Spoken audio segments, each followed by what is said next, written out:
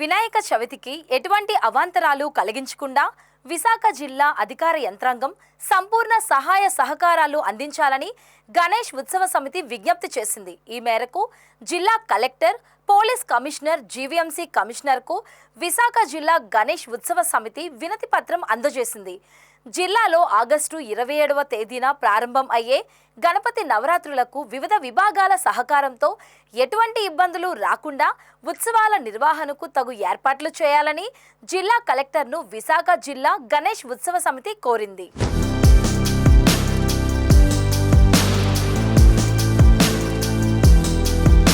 శ్రీ గణేష్ ఉత్సవాలు విశాఖపట్నం జిల్లాలో సంప్రదాయ పద్ధతిలో జరగడానికి విశాఖ జిల్లా గణేష్ ఉత్సవ సమితి ద్వారా సహాయ సహకారాలు అందించడానికి కూడా సిద్ధంగా ఉన్నామని సమితి నాయకులు తెలిపారు. కులాలు, మతాలకు అతీతంగా జరుపుకునే పండగలలో వినాయక చవితి ఒకటి. స్వాతంత్ర కాలం నుంచి వస్తున్న గణేష్ నవరాత్రి ఉత్సవాలు సజావుగా జరిగేలా విశాఖ జిల్లా గణేష్ ఉత్సవ సమితి ఎంతగానో కృషి చేయడం విశేషం.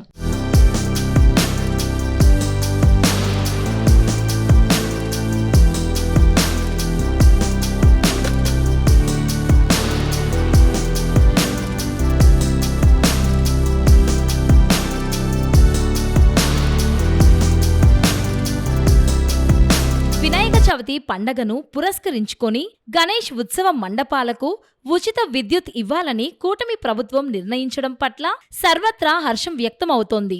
రాష్ట్ర వ్యాప్తంగా సుమారు 15,000 గణేష్ విగ్రహాలను ఏర్పాటు చేశారని అంచనా. గణేష్ ఉత్సవ పందిళ్లకు ఉచిత విద్యుత్ అందించడానికి ప్రభుత్వం 25 కోట్లు భరించడం విశేషమనే చెప్పాలి. ఈ నిర్ణయం పట్ల గణేష్ ఉత్సవ సమితి అధ్యక్షుడు అన్నే నారాయణరావు, కార్యదర్శి నరేంద్రనాథ్ చౌదరి హర్షం వ్యక్తం చేశారు.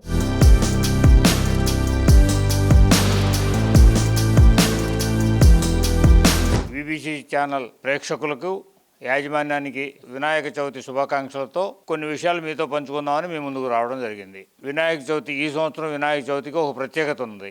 ఏమిటంటే మండప నిర్వాహకులు ఇంతకుముందు ఒకే మండపంలో చేయవలసిన ఉత్సవాలకి రకరకాల చలానాల రూపంలో రకరకాల వాళ్ళ దగ్గరికి తిరుగుతూ సమయాన్ని చాలా వెచ్చించాల్సి వచ్చేది. ఈ సంవత్సరం అది లేకుండా మా శ్రమ, ముఖ్యమంత్రి వర్యులు శ్రీ నారా చంద్రబాబు నాయుడు గారు, అలాగే లోకేష్ గారు, పెద్దలందరూ కలిసి ఒక నిర్ణయం తీసుకున్నారు. ఆ నిర్ణయం ఏంటంటే సింగిల్ విండో పద్ధతిలో అన్ని అనుమతులు ఒకే చోట ఇచ్చేస్తారు. దానికి రాష్ట్ర డీజీపీ గారు ఒక యాప్ కూడా రిలీజ్ చేశారు.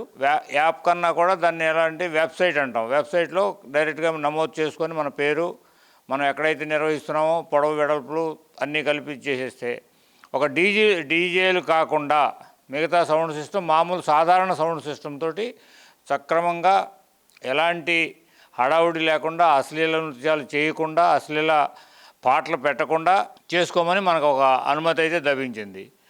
అదేవిధంగా దాంట్లో భాగంగానే మంచి శుభవార్త ఏంటంటే ఎక్కడైతే భారీగా పందిళ్ళు పెడతారో ఆ భారీగా పందిళ్ళు వాళ్ళకి కంపల్సరీగా మన విద్యుత్ శాఖ నుండి విద్యుత్ తీసుకోవాల్సి వచ్చేది. ఇంతకుముందంటే దానికి చాలా పేమెంట్ ఉండేది. ఇవాళ అది లేదు. అది కూడా ఫ్రీ అప్ చేసేసి ఎక్కడైనా పబ్లిక్ ప్లేసెస్లో ఎక్కడైతే మనం ఈ భారీ పందిళ్ళు నిర్వహిస్తే అక్కడ ఉత్సవాలు నిర్వహిస్తామో వాటిల్లో కూడా మనం విద్యుత్కి ఎలాంటి రుసుము చెల్లించకుండా తీసేయడం జరిగింది. ముఖ్యమంత్రి వర్యులకి, అలాగే లోకేష్ గారికి, మిగతా పెద్దలకు, మా గౌరవ అధ్యక్షులు శ్రీ గోకరాజు గంగరాజు గారికి, వారి అందరి శ్రమకు మీ వంతు సహకారం కూడా ఉంటే ఈ ఉత్సవాలు బాగా నిర్వహించుకోగలుగుతాం మనం. ఇది మొదటిసారి కాబట్టి చిన్న చిన్న తప్పులు జరిగినా కానీ ఇలాంటిది అన్నీ కూడా వినాయకుడి పూజ అంటేనే ఈ విఘ్నాలను తొలగించే పూజ కాబట్టి ఆ విఘ్నాలు అలాంటివి ఏమీ జరగకుండా సక్రమంగా జరగాలని మా యొక్క ప్రయత్నం. ఒక పవిత్రత కలిగినటువంటి పద్ధతిలో ఈ మంటపాల నిర్వహణ చక్కగా జరగాలి. అందుచేతనే మనకి ఇన్ని వెసులుబాట్లు అక్కడ కల్పించడం జరిగింది. పర్యావరణ రహితంగా ఎలాంటి ప్లాస్టిక్ పదార్థాలు వాడకుండా మనం ఈ విషయాలన్నింటినీ దృష్టిలో పెట్టుకొని వాళ్ళకి ఒకంత జాగరూకత చేయడం కోసం కూడా మా వంతు కృషి ఏదైతే ప్రాంత పెద్దలు ఈ విశాఖ ఉత్సవ కమిటీకి తెలియజేశారో మేము ప్రతి మంటపానికి ఈ యొక్క విషయాలు చేరే విధంగా మేము ఆల్రెడీ ఒక సమావేశం పెట్టుకున్నాము. ఇంకొక 2-3 సమావేశాలు పెట్టి కూడా ప్రతి విషయాన్ని ఎలా జరుపుకోవాలి, ఎలా చేయాలి, నిమజ్జనంలో ఏ విధమైనటువంటి నియమ నిబంధనలు పాటించాలి, అదేవిధంగా మండపంలో మనం ఏ విధమైనటువంటి నియమ నిబంధనలు పాటించాలి, ఇవన్నీ మనము ఆచరిస్తూ చక్కగా ఈ పండుగ వాతావరణంలో పవిత్రంగా చేసుకొని అందరికీ, నగరవాసులకి, ప్రపంచ మానవాళికి మేలు జరగాలని ఆశిస్తూ సెలవు తీసుకుంటున్నాను.